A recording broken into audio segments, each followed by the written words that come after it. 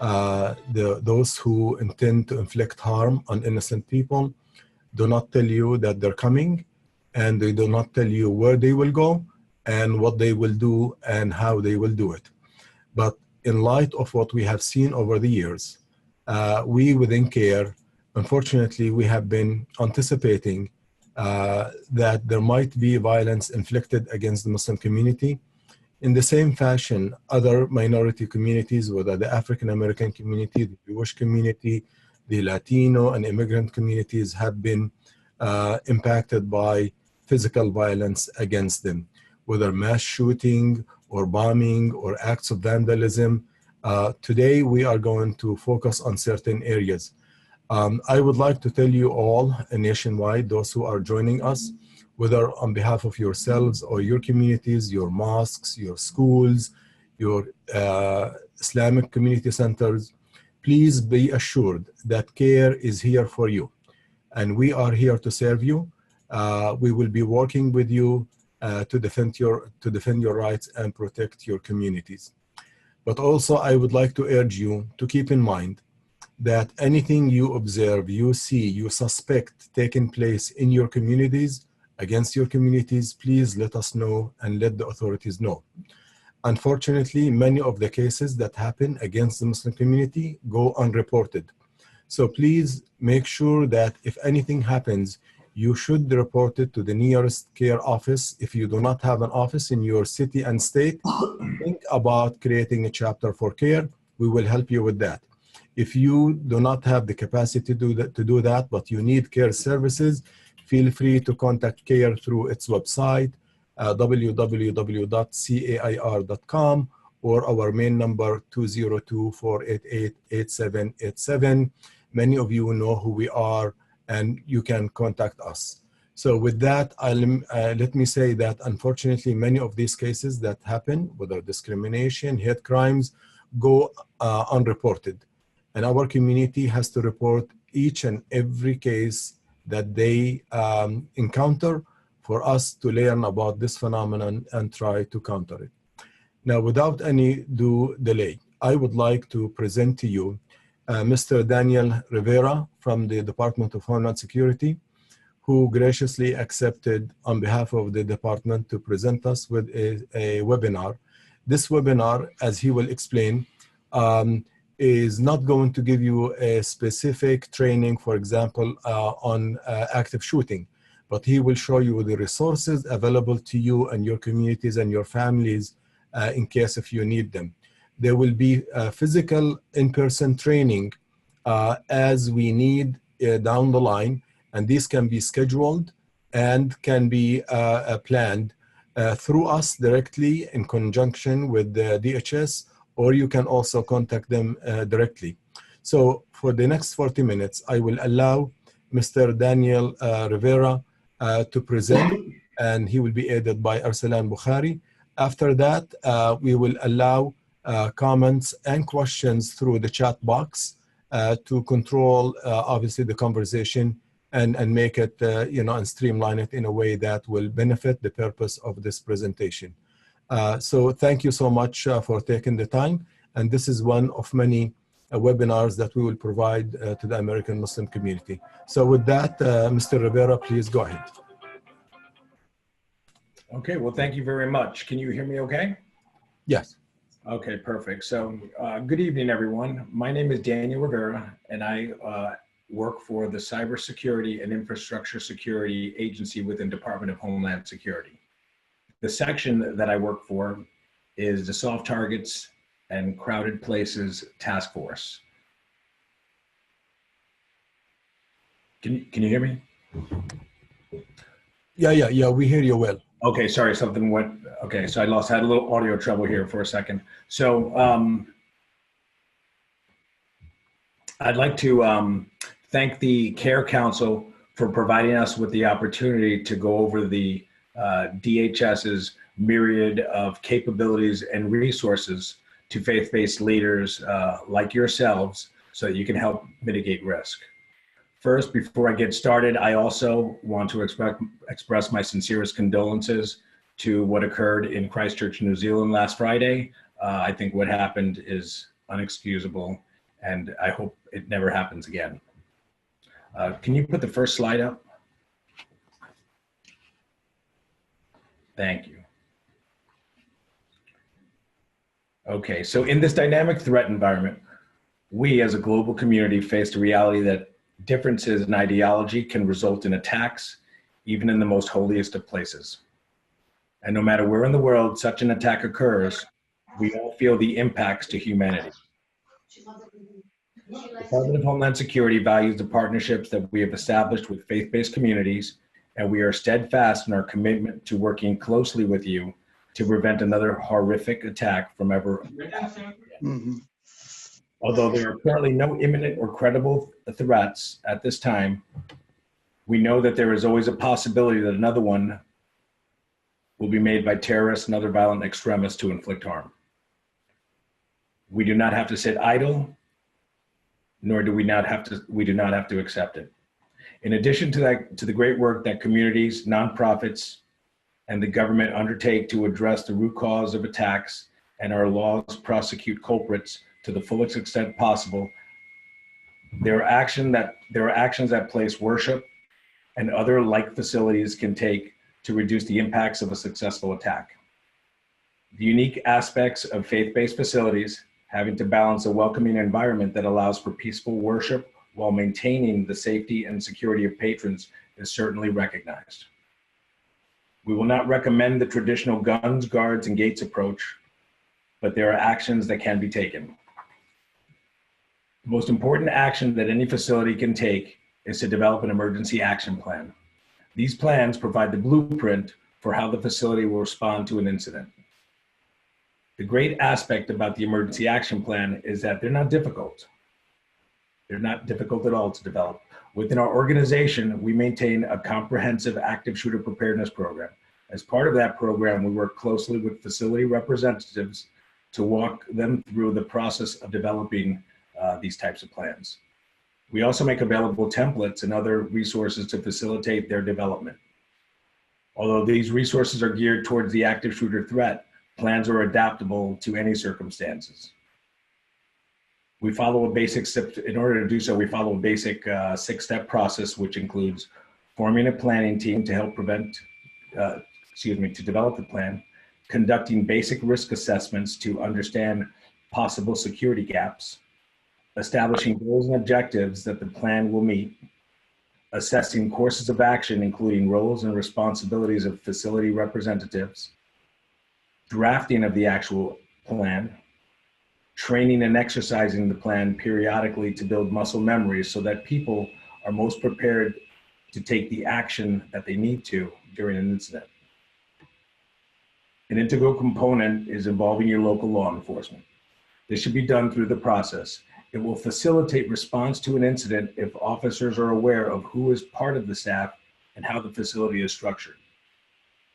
Also, including law enforcement in training and exercise efforts will allow for an exchange of information and greater understanding of the roles and responsibilities of both law enforcement and staff and patrons.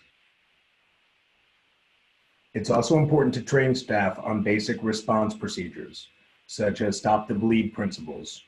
Remember, when law enforcement first arrives, their primary duty is to neutralize the threat. Only after it is safe to do so will the first responders then render first aid. If you have people at your organization that can assist seconds after the incident is over, it can help save lives. Another extremely important measure to take is to connect and maintain a strong relationship with your Department of Homeland Security Local Protective Security Advisor, otherwise known as a PSA. These are protective security advisors in every state, Puerto Rico, and other territories as well. We strongly encourage you to connect with your local protective security advisor if you don't know how to reach out to one of them. Please contact, you can start by contacting the National Infrastructure Coordinating Center at NICC at hq.dhs.gov, which would be their email, and we will identify your local protective security advisor and provide you with their contact information. Protective security advisors are trained security and vulnerability mitigation subject matter experts who facilitate local field activities in coordination with other Department of Homeland Security offices. They advise and assist state, local, nonprofit, and private sector officials and critical infrastructure facility owners and operators. They have established a great relationship with many faith-based leaders across the country, and hopefully you're familiar with the one in your area. The primary mission of the Protective Security Advisor, just so that you know, is to proactively engage with federal, state, local, tribal, and territorial government mission partners and members of the private sector to protect infrastructure through 5 essential mission areas. Starting with planning, coordinating, and conducting security and resilience surveys and assessments through Assist Visits, Infrastructure Survey Tool, Rapid Survey Tool, and the Regional Resiliency Assessment Program. Planning and conducting outreach activities and providing access to security and resilience resources, training and information for owners and operators, community groups, and faith-based organizations. Supporting special events such as Super Bowls, presidential inaugurations, and national conventions, along with other less visible, if you will, activities. Serving as a liaison between federal and local government officials and private sector during and after an incident. And lastly, coordinating and supporting improvised explosive device awareness and risk mitigation training, as well as other department assessments and resources. Now, they can help connect community leaders, law enforcement officials, and other organizational representatives to collectively identify ways to reduce risk. As an example of how much the Protective Security Advisor can assist facilities would be following the Tree of Life Synagogue attack in October of 2018 in Pittsburgh, Pennsylvania. Members of that synagogue credited the training provided by the Protective Security Advisor for saving lives. In addition to the activities mentioned above, the Protective Security Advisors also have access and make available a number of capabilities and resources that our organization develops. Our capabilities are delivered in person and virtually, and are disseminated broadly to reach the widest possible audience. In fact, I would say most everything that we develop is for widest dissemination. We provide information regarding various threat vectors, potential operational impacts resulting from an attack, and options for consideration to mitigate risk. Information is conveyed through instructional videos, guides, fact sheets, and training. There are various threat vectors that we address. The department maintains a comprehensive set of resources aimed at better positioning facilities to reduce the impacts of an active shooter incident. We execute a prominent active shooter preparedness and security program that is comprised of in-person and online training and resources that focus on behavioral indicators, potential attack methods, how to develop an emergency action plan, actions that may be taken during an incident, and how to quickly and effectively recover from an incident. The in-person workshops leverage a curriculum that incorporates interactive breakout sessions, hands-on planning techniques, and first-hand accounts of survivors and responders. Through an 8-hour session, participants are provided with the necessary information to develop an effective emergency action plan. Protective Security Advisors conduct facility-specific and group briefings on the effective planning strategies to mitigate the impacts of an active shooter event. The department's website, which can be found at www.dhs.gov/active-shooter-preparedness, contains a variety of instructional videos and resources that focus on actions individuals can take to increase the probability of survival during an incident, and instructions for organizations to develop an emergency action plan.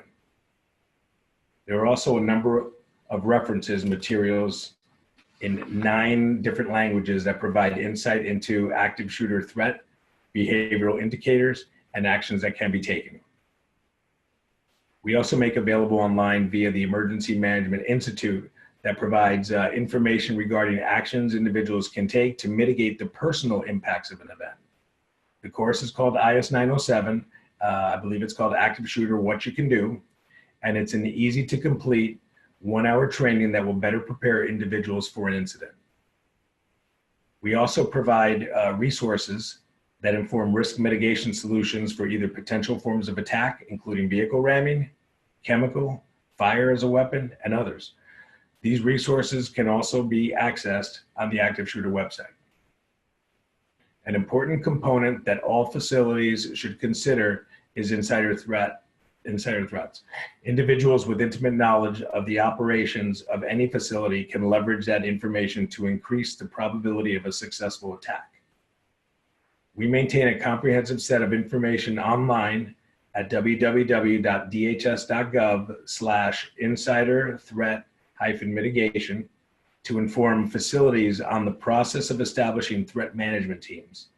These teams, comprised of facility staff, can help identify suspicious behavior and prevent a cyber or physical attack from taking place. At least that's the hope. We also provide information regarding the potential threats posed by unmanned aircraft systems and what can be done to mitigate risk to facilities within the legal parameters. Information can be found on www.dhs.gov/UAS/CI. To assist facilities in reviewing emergency action plans and procedures, we maintain an exercise program that provides effective and practical mechanisms to identify areas for improvement, implement and evaluate corrective actions, and share the best practices through discussion and operations-based exercise. Scenarios are driven by the public and private sectors and often focus on active shooter.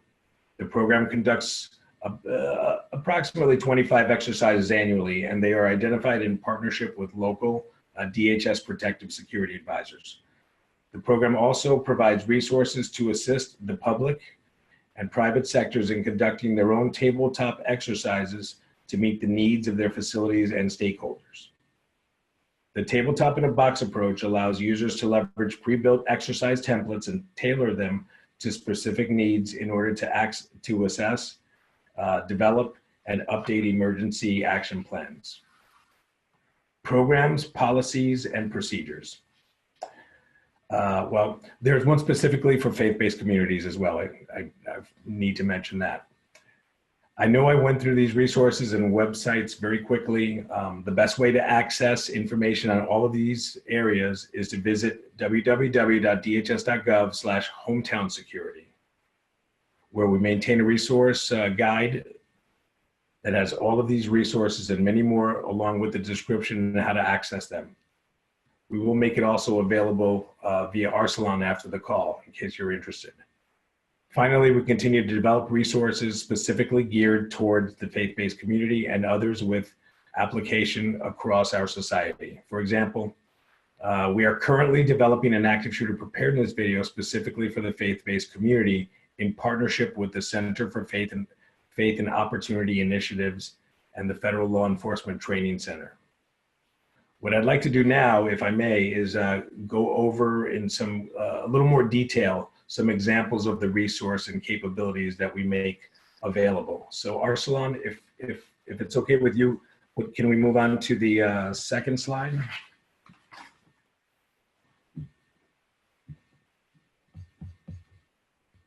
Okay, and then one more.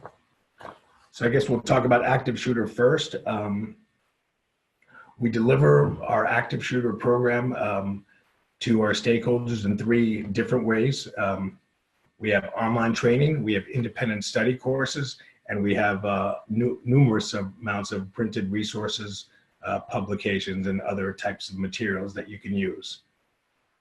The audience that we appeal to would be critical infrastructure owner operators and private sector citizens like yourself. We follow the run, hide, fight methodology, and the goal of our program is to essentially put all of these materials that we develop into the hands of people that need them the most, which would be prior to the incident occurring, where we believe the highest payoff is. Next slide, please. Okay, for the workshops, Well, we deliver them all across the country. They're not tactical in nature. They're designed so that what we discuss in the 8-hour training is how to develop an emergency action plan. So participants that attend our workshops not only receive the information from our DHS instructors in the forms of lectures, but they also receive the information from firsthand unique accounts from people that survived active shooter incidents and people that actually responded to active shooter incidents through our videos. And then finally, at the end of each breakout session that we hold throughout the whole day, participants have an opportunity to develop a plan. So when they go back to their house of worship or they go back to their organization, they have something in their hands so they can kind of implement what they've learned and secure safety at their organization. Next slide, please. The online training, we have a 45-minute to an hour-long independent study course, specifically designed to teach participants, private sector citizens alike, on what to do in the event they encounter an active shooter incident, how to stay safe. They also are provided with valuable information on what to expect when law enforcement arrives so that they know what to do. And then finally, how to overcome some of the consequences from an active shooter incident following the event. It's very helpful. A lot of organizations and houses of worship use this type of training to familiarize their congregants or to familiarize their employees with this type of training. It's very effective. I strongly suggest this as a starter to begin with. Next slide, please. Okay, so we have a wide variety of resources, as I mentioned earlier. Everything that we make is made so that we can disseminate it to the widest audience possible. They're available 24/7. We've broken down the website to 4 different categories. So if you're a private sector citizen following an event, perhaps you want some information, you can click on the private sector citizens tab, and we provide you with all the information that we think you may need. If you are a human resources director, or if you're a security personnel and you want to learn more on how to bolster your security at your organization or at your house of worship, then by all means, we have that tab as well. You can click on that and we provide you with training videos and emergency action plan templates and fillable guides and a variety of different things so that you can bolster your security at your house of worship or at your organization. If you attend one of our workshops, and I hope to see you all attend in the future, we provide all of the material online. So when you come to the workshop, when you go back to your house of worship or you go back to your organization, you're able to access all of those things to help you remember what you went through in class and how to continuously retweak and refresh your plan so that it stays, very effective. And then the other thing that I want to say about this website is our website, just to show you the importance of what we're doing here, is our website normally receives about 1,500 clicks per week on average.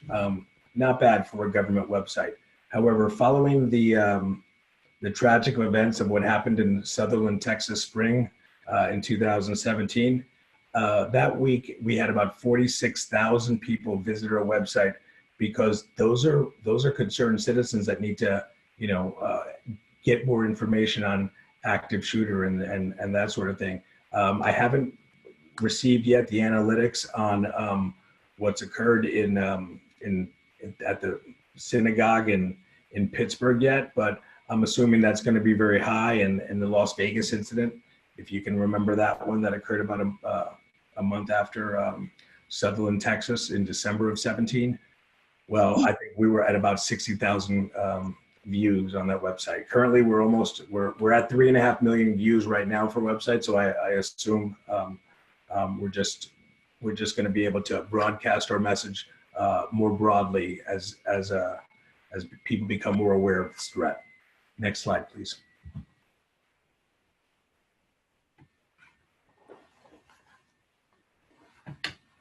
Okay, and to kind of show you about putting our resources in the places that could use them, what we did was to make sure that we were broadly disseminating all of our resources.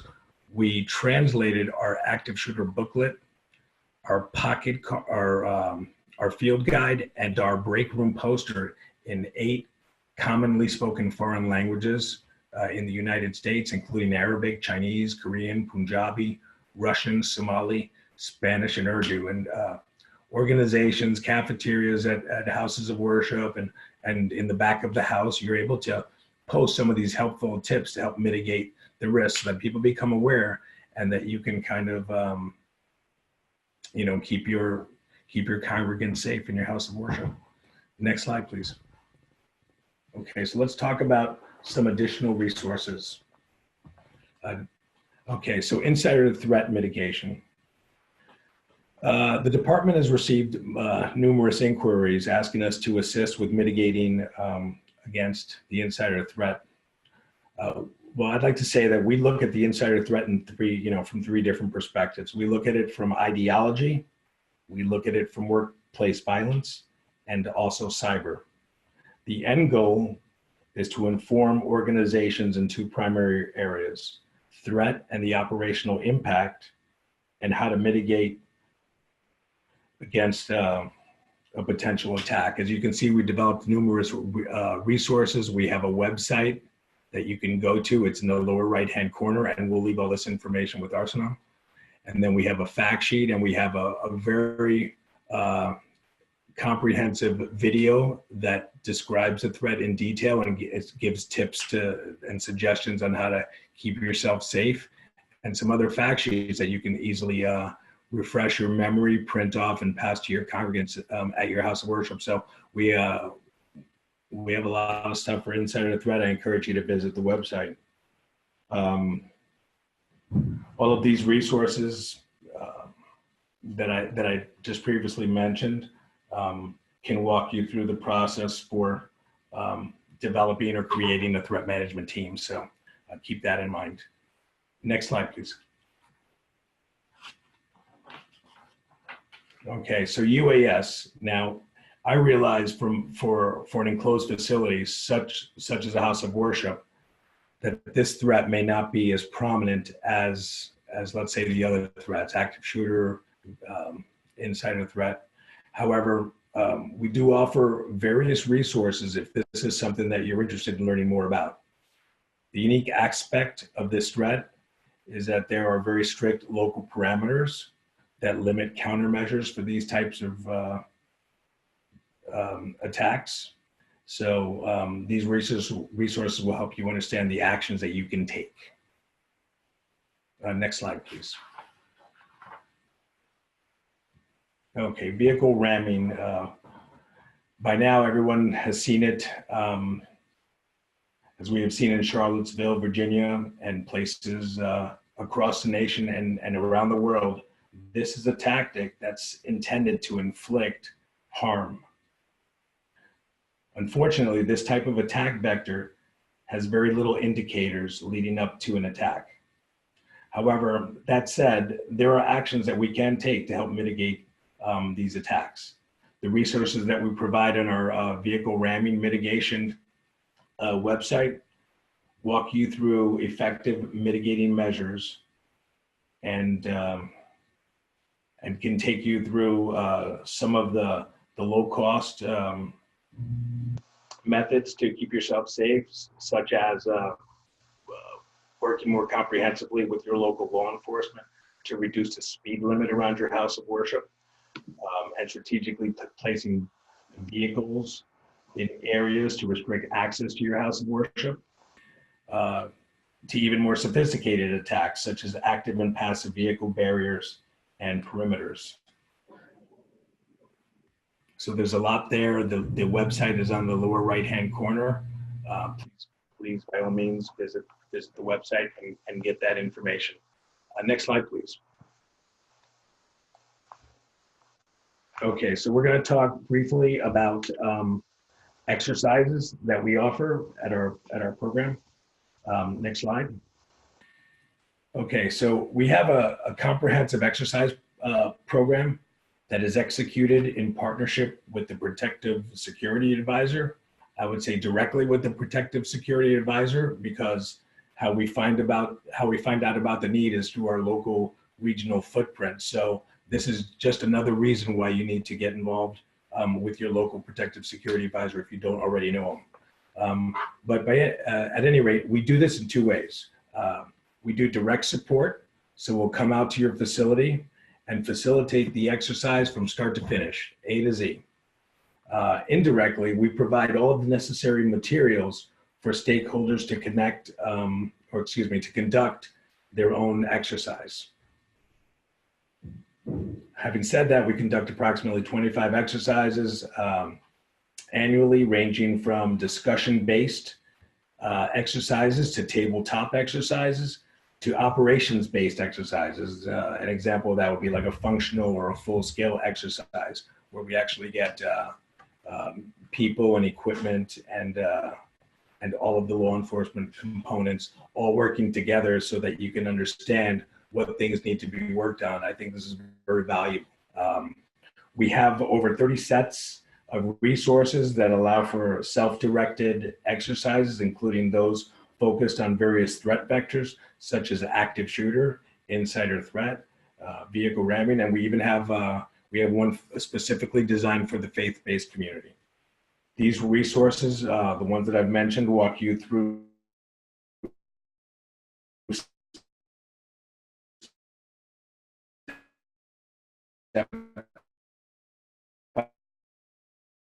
step and it provides you with everything from the invitations to the stationery to the scenario to conducting an after action report and so on. It takes you A to Z. So depending on your need and depending on your capabilities, we have pretty much covered the options for you. Next slide, please. And that's just a kind of an example of, well, if you go to the next slide, I think I got ahead of myself and went through that, but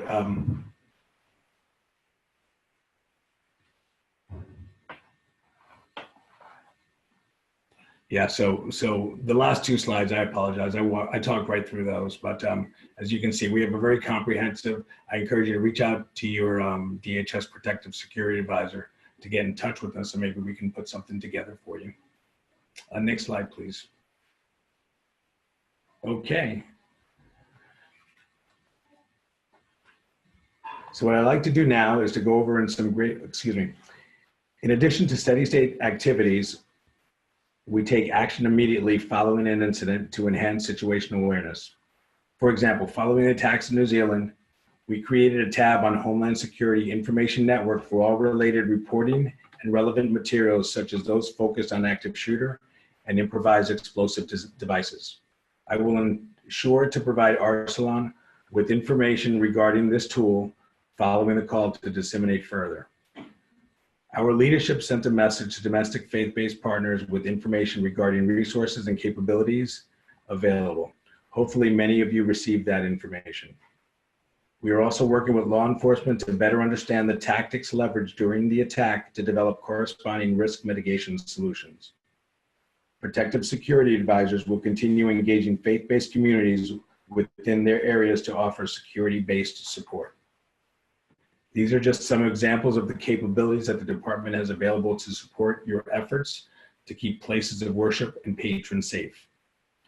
I would like to close this out, to close my remarks by quoting the Secretary of Homeland Security, Kirstjen Nielsen, who said following the tragic attack in New Zealand, "Religious liberty is a hallmark of this country. Attacks on peaceful people in their place of worship are abhorrent and will not be tolerated. The department stands strongly with those of all faiths as they seek to worship in peace, and we will continue to work with stakeholders to protect the ability of all to worship freely and without fear." So I'm happy to answer any questions at this time, and we stand ready to support you in any way possible, as our goal in the department is to do what is necessary to protect the homeland from violent extremists. Thank you very much, Daniel, for this very comprehensive outline of the tools and resources. So one of the takeaways from your presentation is this is not an actual training, as we said earlier in the call, but this is just a comprehensive list of the resources that communities, including our communities, as taxpayers, should utilize and benefit from. All the resources are free of charge, as far as I know, and as we expect.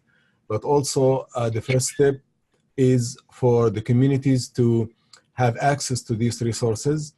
Invite the DHS representative to come and assess the needs of the particular community, mosque, place of worship, school, whatever area or entity might be subject to any threat.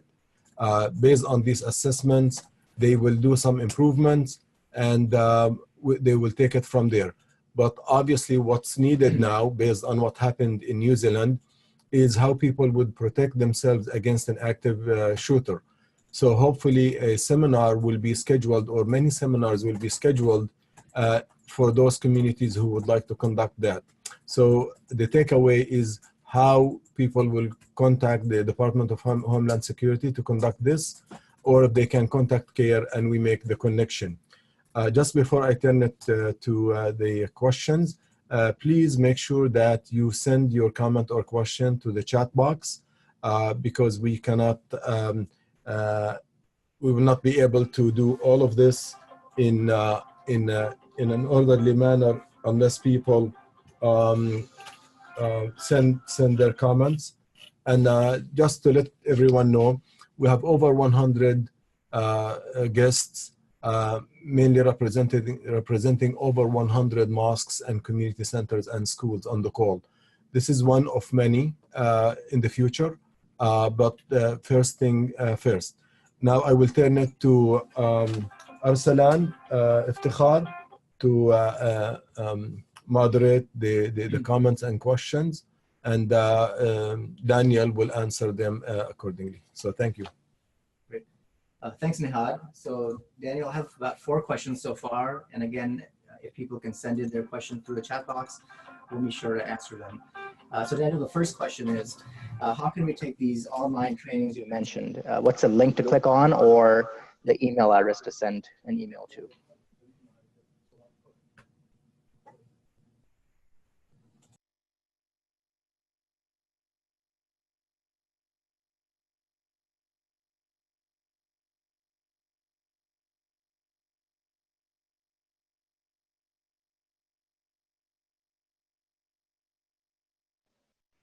Daniel, still there?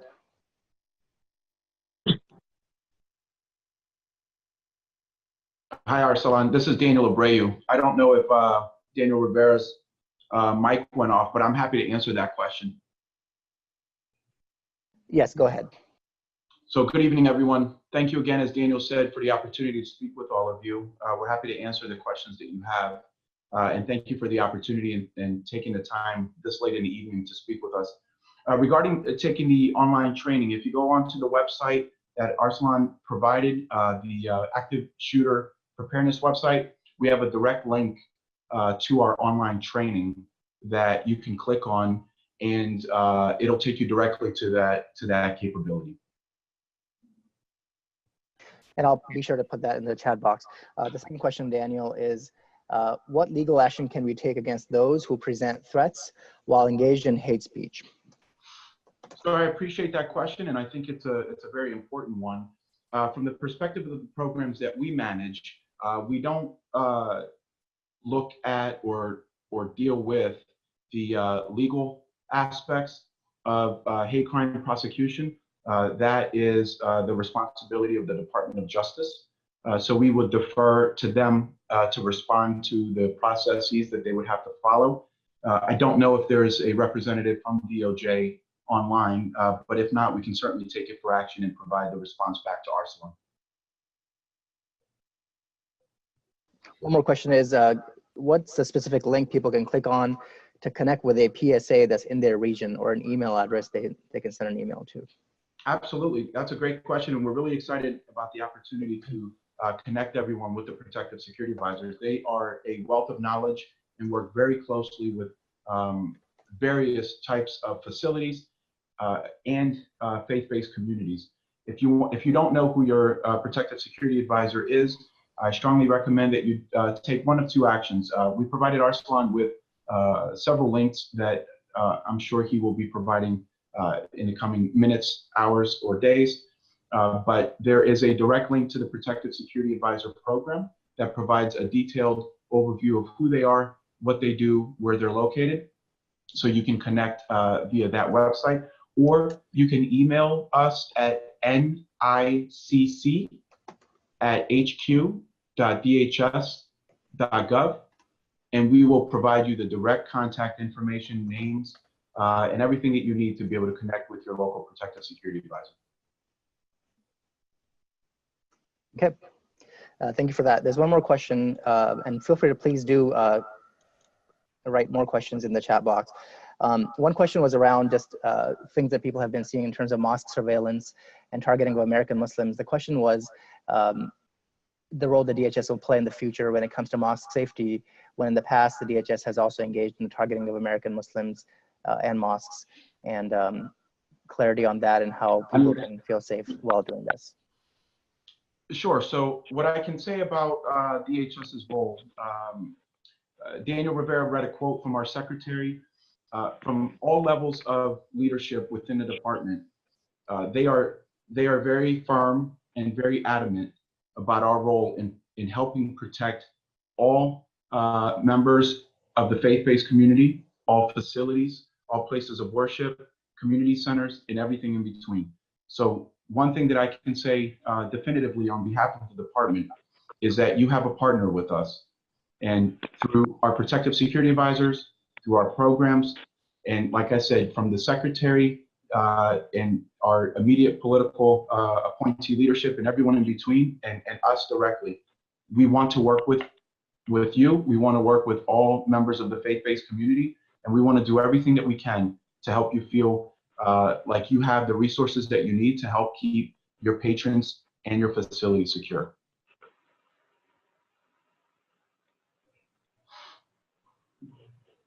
A couple more questions here.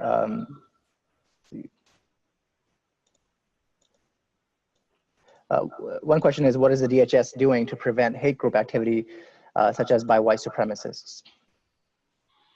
Well, so I can speak directly to our program. And although, as I said, we don't focus specifically on any particular group, what we do focus on is mitigating risk.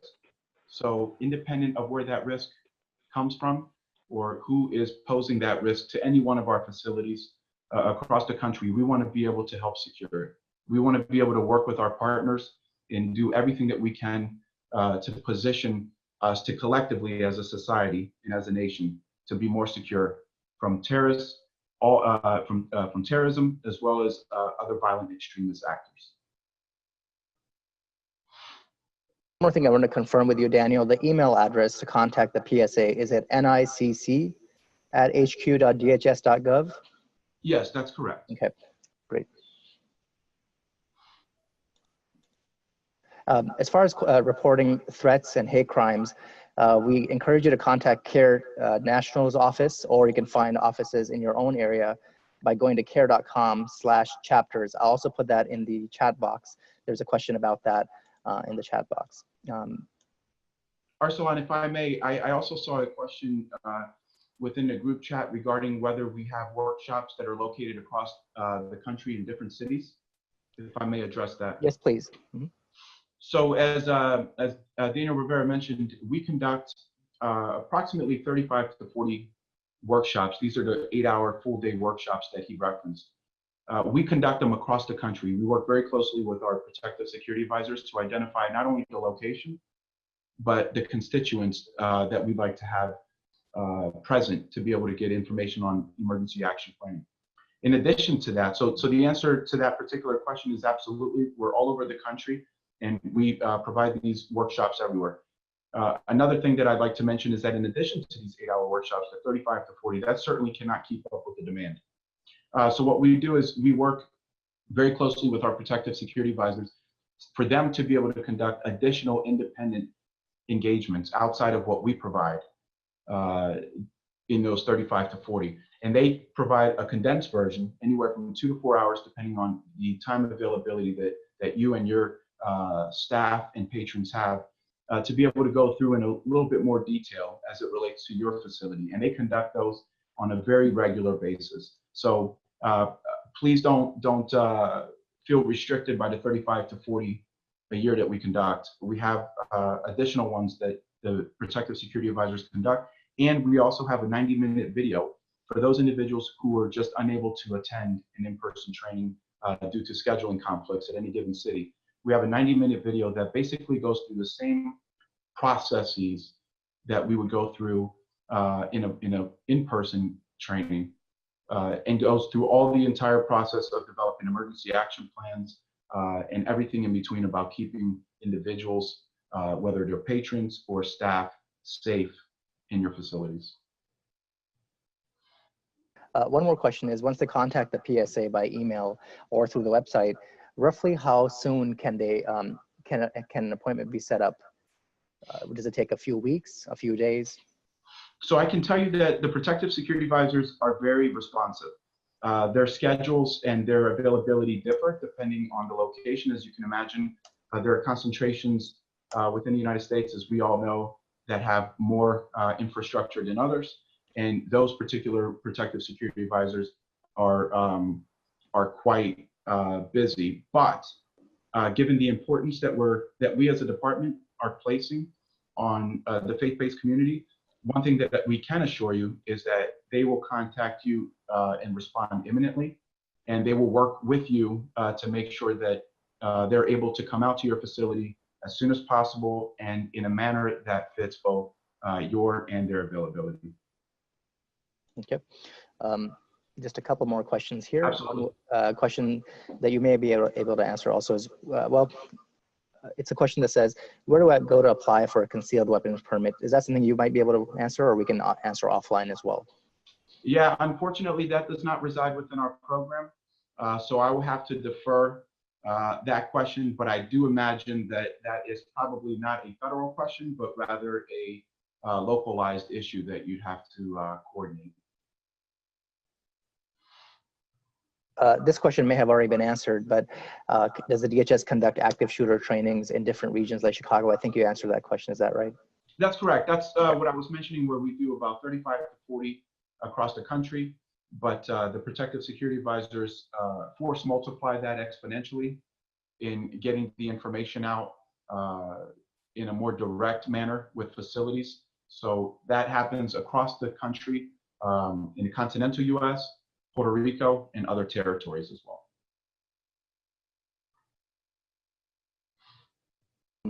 Great, and there might be one or two more questions here. What sorts of trainings are available for students, young students, from K through 12 on emergency preparedness? No, I appreciate that question very much, and it's very timely. Our office is actually working to develop several resources in addition to what Daniel Rivera mentioned. We're developing a video, instructional video, similar to some of the other ones that Daniel mentioned, that will be specific to the faith-based community. That's currently in production, and we're hoping that it will be available very soon. Specifically relating to students K through 12, there are a couple of resources that localities within California put out for their students and teachers for K through 12 that are very well received. And we are currently in process of developing an instructional video, two instructional videos, in fact, for schools K through 12. One that's geared towards the administrators in helping them be more informed about how to better prepare their facilities in emergency action planning, development, et cetera, and one for students themselves. As we all know, the message that we would communicate to individuals who are under 18 years old is quite significantly different than what we would convey to an administrator. So we're working very closely with subject matter experts, the Department of Education and others, to really be able to convey that message as effectively as possible.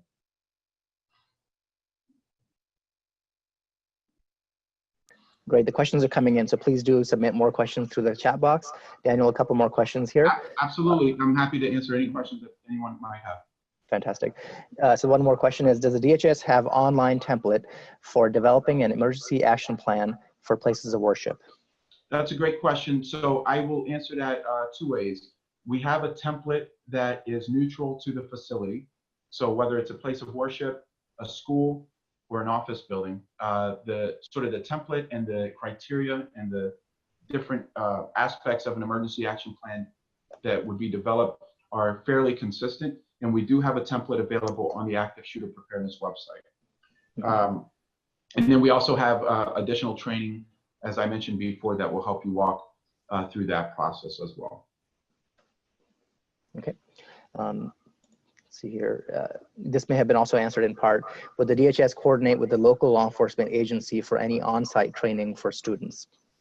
Absolutely. So one of the important aspects of the Protective Security Advisory Program is that they can serve as your belly button to the other community representatives across your area. So the Protective Security Advisors build very strong relationships with local law enforcement, community leaders, different organizations from public and private sectors, and they also have relationships with federal representatives in their locales. And they can really build that relationship, and you can leverage that network to bring everyone together and be able to more effectively discuss how to mitigate risk. Great. And one more, I just want to mention the question about providing security for mosques and concerns people have about surveillance. So I know that that's a concern, and there's reasons for that. If you see things that are happening that are discriminatory, please do contact CAIR. We're happy to help, and I'll post more information about CAIR in the chat box once again. We have offices in about 25 cities across the country, and cities that don't have a CAIR office, our national office helps. So we'll post that information there, so that way people are able to request services they need without any concerns about surveillance or discrimination. A couple more questions, Daniel. May I add one thing to that, if you don't mind? Sure, of course. On to the next question. We do have an office within our organization called the Office for Violence Prevention. And although that's a very specific sort of threat vector, one training that they do offer, and again, through the Protective Security Advisors, you can gain more information, is a surveillance detection course, where they'll go over some of the aspects relating to how to identify whether there's surveillance being done at your facility. So that's something to consider as well. Thanks for that. And it sounds like we don't have any more questions. So I'll pass the mic back to Mr. Nihadawad. Thank you very much, Arsalan. And I would like to thank Mr. Daniel Abreu and Mr. Daniel Rivera. I would like just to conclude by thanking everyone who joined us tonight. And this is just the beginning of many awareness seminars and webinars. The first thing for your community to do is to contact a Protective Security Advisor locally to come and assess the situation of your entity, your mosque, your community center, your school, your congregation, and advise you on what's next. And obviously, as I said earlier, the active shooter training is very much needed now. And I would like you to go ahead and do that. But also, let me just remind myself and all of us to be careful, to be methodical, to be calm, not to spread panic about, within our communities. We need mature leaders, not natural leaders. We want our community to continue to live and practice its faith in peace, but also we have to be ready for the unfortunate potential attacks on our communities. Between being peaceful and enjoy the peace and tranquility and our faith, and between being ready to deal with unfortunate catastrophe and physical attack on our community, lies stable leadership and methodical that takes things seriously but carefully, and holding the hands of the community with pride, with courage, but also with wisdom. So I'm asking our communities not to overreact to anything, but plan everything methodically. And we always have to think of Allah subhanahu wa ta'ala. Allah is the best protector, but also the Prophet asked us to tie our camel, which means we make our effort and we trust in Allah. In making our effort, we just have to be very professional, and we are in charge of the safety and security of our community. Those of you who are in leadership position, the safety of the community is in your hand after Allah subhanahu wa ta'ala. We would like you to take that seriously. We need to have a shift in our mindset towards security, but we have to do it in a responsible, methodical way. CAIR stands ready to help you, inshallah, nationwide. We are here for you, and inshallah, nothing will happen to our community, but God forbid, if anything happens, we have to be ready for it. We have to be prepared to overcome it. So with that, I would like also to remind you that Arsalan will provide this information to you. Contact us, and we will be with you, inshallah, all the way. Now, one final remark. Some people asked about the cost. There is no cost for any of these trainings. These are, obligation on the government to provide them to faith communities. But at the same time, communities might need some funding to provide protection for their communities. There are grants that the department provides them. That will be another session, another seminar. We will walk you through it, inshallah, when time is there. So with that, I wanted again to thank our guests, our presenters, all of you for sharing an important hour with us. And inshallah, we'll stay in touch with you. God bless you. God protect you. May Allah subhanahu wa ta'ala reward you all. Assalamu alaikum. Peace be to you.